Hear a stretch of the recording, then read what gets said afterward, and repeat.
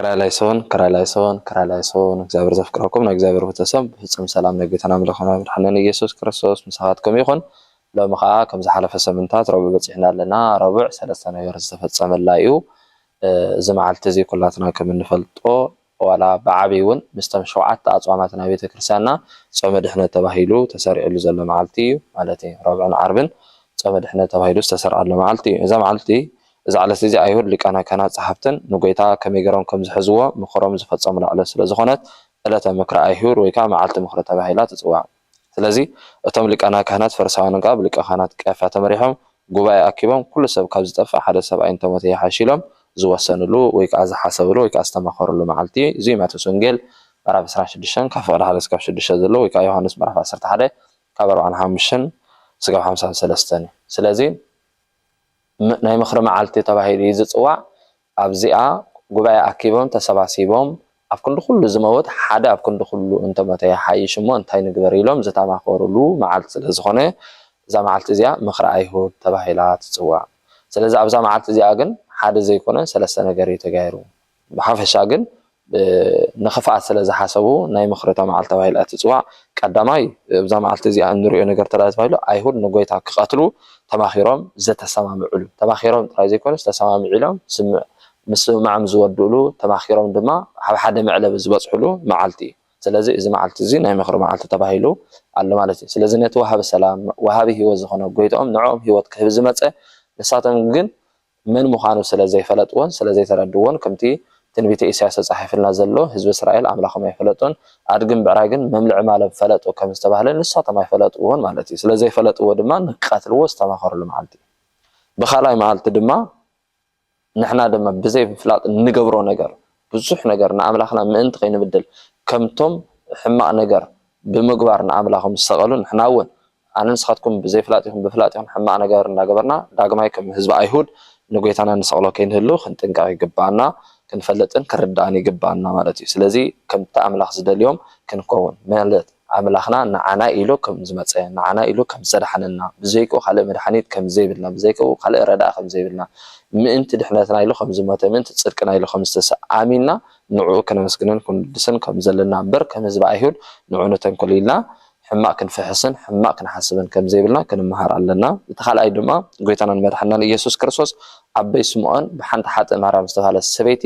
ብቅዱስ ወይስ ከዓ ብኽቡር ዘዋግኡ ሽቶ ከም ዝተቐብአ እንመሃረሉ መዓልቲ እዩ ስለዚ ኣበይ ስምዖን ጎይታን ኣበይ ስምዖን ምስ ኣተወ ኣበይ ስምዖን ግን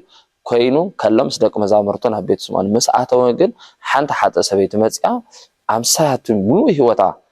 ዝገበረቶ ሙሉእ ህይወታ ኣብ ሓጢያ ስለ ዝነበረ እዛ ሰበይቲ እዚኣ በቃ ሓጥእ ሰበይቲ ዝብላ ወይ ከዓ ማርያም ሓጥእ ዝብላ ማለት እዩ ስለዚ እዚ ሓጥእ ሰበይቲ እዚኣ ሙሉእ ህይወታ ኣብ ሓጢያ ስለ ዝነበረ እቲ ሓጢያታ ድማ ኣዝዩ ብዙሕ ስለ ዝነበረ ከቢድዋ እውን ስለ ዝነበረ ሓጢያተይ ክሓድገለይ ዝኽእል ሓደ እዩ እሱ ከዓ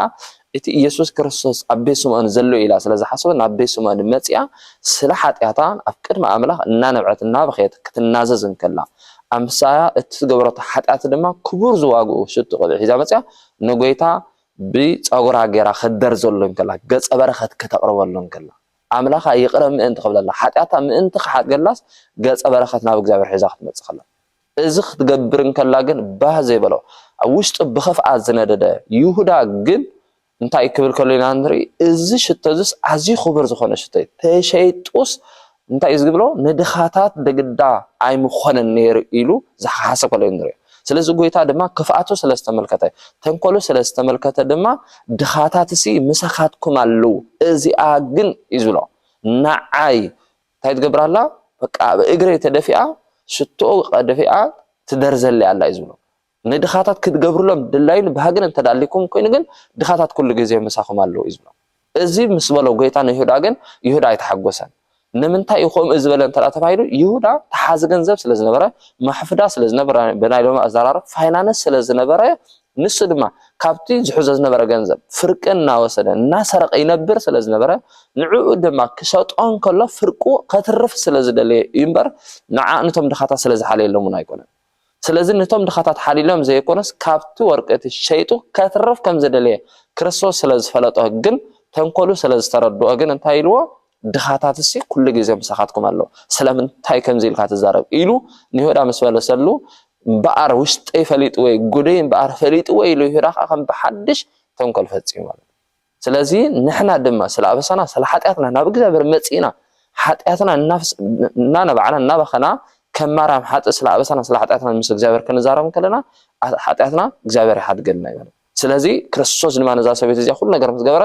ሐጢያትከ ተሐድግል ኩሉ በሰላም ከይደ ክብላ ሁሉ ኢና ነሪ ስለዚህ እግዚአብሔር መጽኢና ናቡ በሐጢያትና ምስ አበሳና ክንነግሮን ክንበከን ከለና እግዚአብሔር ሐጢያትና ገዲፍ ክዕረቀና ከም ዝኽእል ንምሃረሉ شعو إزمس جبرجن يهودا بزس قابلن شعو نبتم لكأنا كانت يهودا تمليسو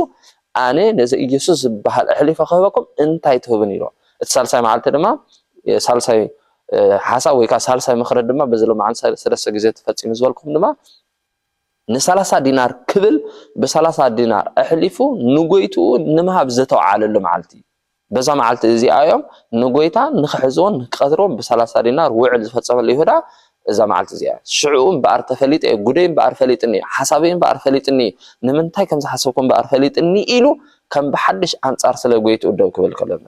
سلازي وشت فقر نوايز نددا عقل قالي نكرسس هيكون بوشت بهجن فتوة نزعل مزياد زبهجن نعمل هيكون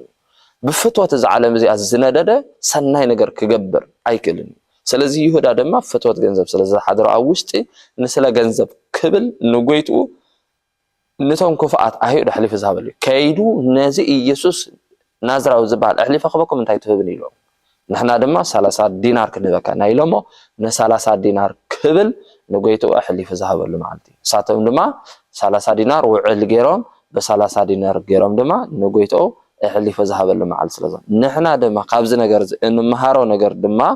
نخفو نجار كنا نبصرنا أحلفنا كنا قبل نحسط مسكر كين كبر كنت قاعد بنا نقويتا نحدا بصاينا بني حسد مسكر وي بجنزب ابيلنا شيطنا هي وسبات نطف انت دالينا نكرسوس داغماي كم حزب ايهود نسقلو خمزلنا كردا يغبارنا ማለት ስለዚህ በዚ ነገር ዝማ በዛም ዓልት ዚ አንባር አይሁድ ንጎይታ መድሐና ኢየሱስ ከቀትር ወተሳሚዑም ዘወስለ ማዓልት ስለዝኾነት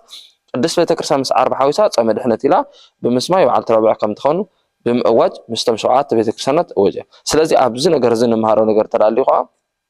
ንሱ